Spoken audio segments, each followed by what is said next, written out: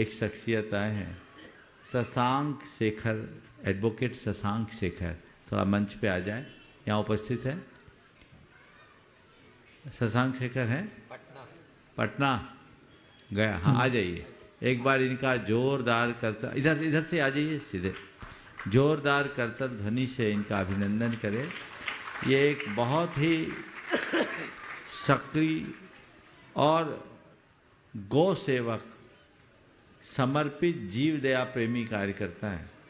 अभी आप सुनोगे इनकी कार्यशैली का अंदाज आप इससे लगाएंगे कि ये पटना में एडवोकेट है, हाई कोर्ट में प्रैक्टिस करते हैं और बड़े अच्छे एक्टिविस्ट हैं। हमने गया में गौशाला खुलवाई, उसमें इनकी मुख्य भूमिका, इनकी पूरी टीम है। इन्हें मालूम पड़ा कि मंदसौर में 492 गोवंश जो जब्त किए गए थे कसाईयों से, इंदौर उच्च न्यायालय ने उन्हें रिहा कर दिया।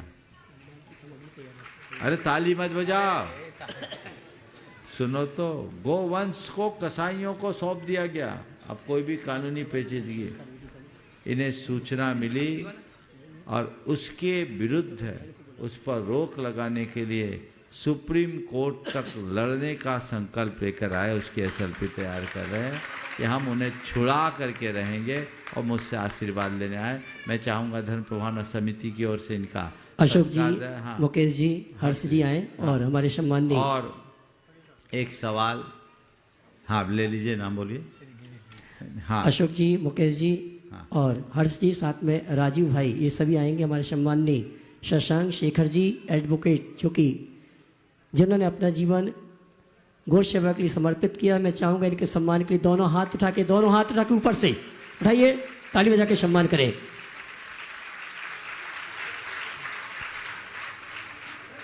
हाँ, सम्मान की इसी कड़ी में, हाँ, बात ये पहले करा दो। अच्छा, अपने बीच में आरएसएस के गिरीश जी शर्मा यहाँ पर उपस्थित हैं।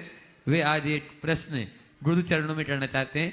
आरएसएस के जिला प्रमुख गिरीश जी शर्मा और उनके साथ में हर्ष जी और अन्य साथी गण भी, राजीव जी, वे भी आज एक प्रश्न गुरु चरणों में करना चाहते हैं। उसके बाद में जो डॉक्टर साहब की टीम आई है उसका स्वागत अभिनंदन भी अभी करेंगे। महाराज जी, सादर प्रणाम आपके चरणों में। महाराज जी, भारत के पड़ोसी देश बांग्लादेश में हिंदुओं पर जो स्थिति हो रही है, अत्याचार हो रहा है, उससे हम सभी भाई बहन, हिंदू भाई बहन जो हैं वो उस विभत्सता से द्रवित हैं। उसी को लेकर के आपका मार्गदर्शन चाहिए, प्रथम तो ये, और दूसरा ये आग्रह, कल उसी को लेकर के एक आक्रोश रैली भी निकाली जा रही है जो लाल बाग से कलेक्टर तक जाएगी, जहां हम कलेक्टर को ज्ञापन देंगे। तो उसके लिए आपका आशीर्वचन चाहिए दोनों। देखिए, जो बात आपने रखी है ये बहुत ही गंभीर और संवेदनशील है, और बल्कि मैं ये कहूँगा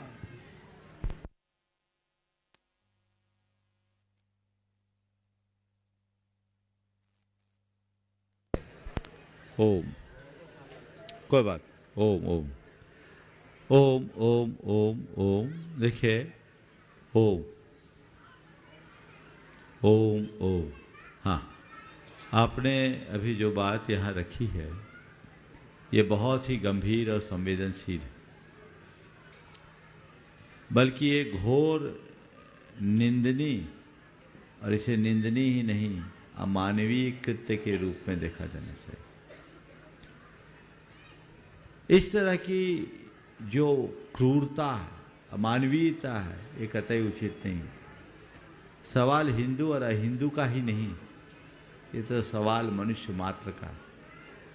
किसी भी मनुष्य के ऊपर इस तरह के क्रूर हमले मानव समाज के लिए कतई उचित नहीं है, और मैं समझता हूँ मनुष्य तो ऐसा कर ही नहीं सकता। ये मानव के रूप में घोर अमानवीय कृत्य हो रहा है, इसकी घोर निंदा होनी चाहिए, इसका पुरजोर विरोध होना चाहिए। हम सब इसकी भर्त्सना करते हैं, और पूरे देश में अंतर्राष्ट्रीय स्तर पर इस तरह का दबाव बनाना चाहिए कि वहाँ की सरकारें इस बात के लिए बाध्य हो जाए ताकि वहाँ के रहने वाले लोग जुल्म के शिकार होने से बचे।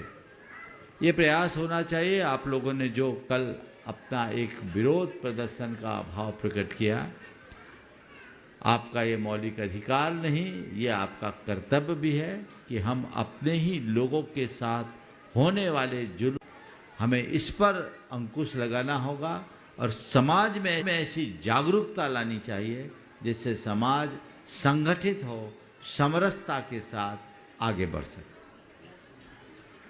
गिरीश जी का सम्मान करेंगे हमारे अशोक जी, मुकेश जी, हर्ष जी, भाई राजू जी।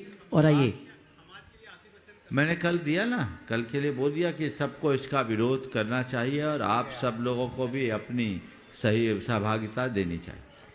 आइए, हर बात में आज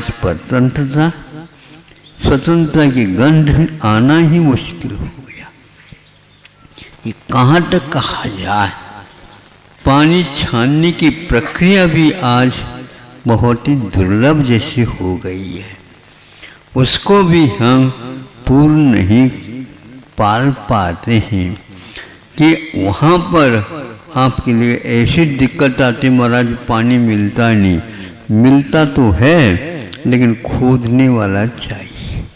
तुम नलों के ही आदि बन गए हैं तो कहाँ से आएगा।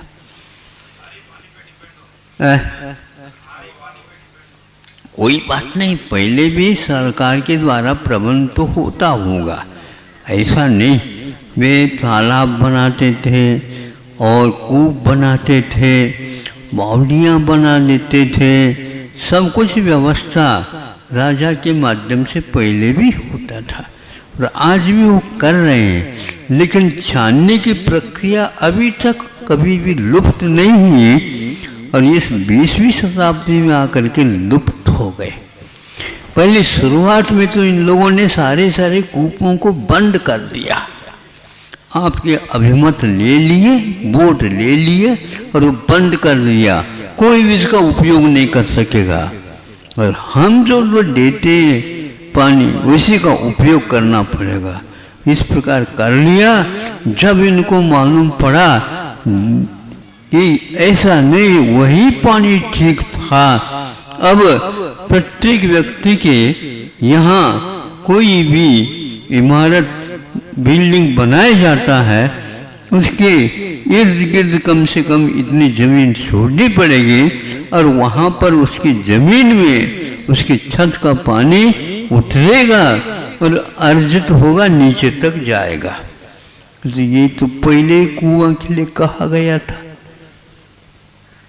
पहले के घरों में प्रत्येक के घर में ये कूप रहते थे ताकि पानी लाने के लिए दूर जाना न पड़े और उसी में से पानी निकाल करके, पानी छान करके और जीवानी करके और फिर इसके उपरांत उसका उपयोग किया जाता था। स्नान आदि में जितना आवश्यक है उतना ही निकालना और उसका उतना ही उपयोग करना होता था।